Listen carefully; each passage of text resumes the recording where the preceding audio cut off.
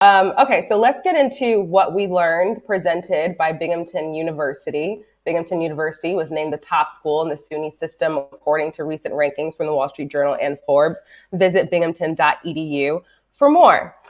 So 5 years ago today, the first rumor surfaced that the Knicks plan to hire Leon Rose as their new president, replacing Steve Mills and altering the future of the franchise. So evaluating the last 5 years and the job of Leon Rose so far, Leon inherited this starting five: Elfrid Payton, Frank Ntilikina, Reggie Bullock, Julius Randle, Taj Gibson. So with another trade deadline passed, Ian, I'll start with you. How are you feeling about Leon right now? I mean, look, there is no question that he has done the best job of any Knick executive, including Glenn Grunwald, who did well, and Donnie Walsh, who did well, over the last 25 plus years. There's no question. And that's, an objective statement because of what he inherited. And I think, his patience, like I criticized him for not doing anything after a few drafts, at a few trade deadlines. But it's clear that he had a vision. And, just talk about Jalen Brunson alone, right? He traded off veterans that he had just signed the summer before in order to create the cap space to offer Jalen Brunson a deal that maybe no other team was going to offer him. Maybe not the Mavericks were even going to offer him, a deal that was mocked in some corners that summer. And that was really an all-in moment for Leon Rose, because if things had gone sideways, his big acquisition didn't work out, I think he'd be gone. And I think Tom Thibodeau would be gone, and it would be a new regime in here, because that's kind of where he was hanging his hat. And we all know that Jalen Brunson's been better than anybody's expectations, probably outside of himself and his parents. And that move alone just really turned this franchise around in a big way. So, yeah, I don't think you can overstate how well Leon Rose has done this job the past couple of years. Obviously, still work to be done. The roster, backup center, he left them kind of naked there, so to speak. But by and large, yeah, very strong job so far. Yeah. What do you think, CP?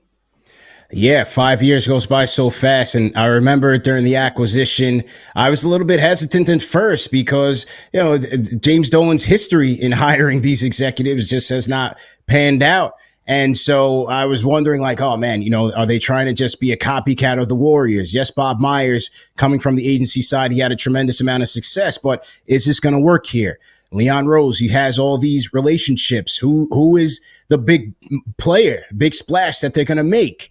And also all the rumors about CAA and during the Carmelo era and their influence, is this going to end badly? But over the course of the 5 years, we've seen a diligent process by Leon Rose. He deserves a lot of credit for putting a team together of trusted advisors, of specialists. Brock Aller, his capologist, Worldwide West. He brings in Gerson Rosas, who has the relationships around the NBA and obviously was instrumental in bringing Karl Anthony Towns here. There's been a process, and he's been very, very good in terms of sticking to it. As Ian said, the Jalen Brunson signing, look, a lot of luck has to play into it. You have to thank Dallas for undervaluing Brunson, but for Leon Rose to go in there and bring his godson in here, who has turned into a superstar on the biggest stage, that was a major coup for the Rose regime. Chelsea, you asked Ian what was the biggest trade deadline trade that he remembers during his time covering the team. I have to say, hey, let's go back a couple of years to the Josh Hart acquisition at the trade deadline. The year before that, or 2 years before that, it was acquiring Derrick Rose for Dennis Smith Jr. and the second round pick.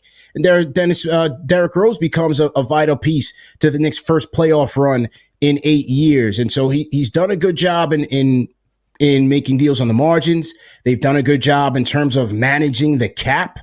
I think they've managed their assets well. We'll see what happens with this Mikal Bridges trade. But overall, I've been saying this for maybe the past 2 years now. It's not easy the way that the Knicks have flipped this thing to turn into a true contender. A lot of teams, they go through the draft.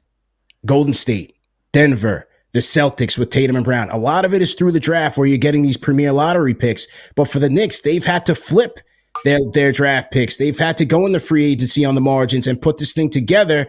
And so far, I think they should be commended for it. They've done a great job.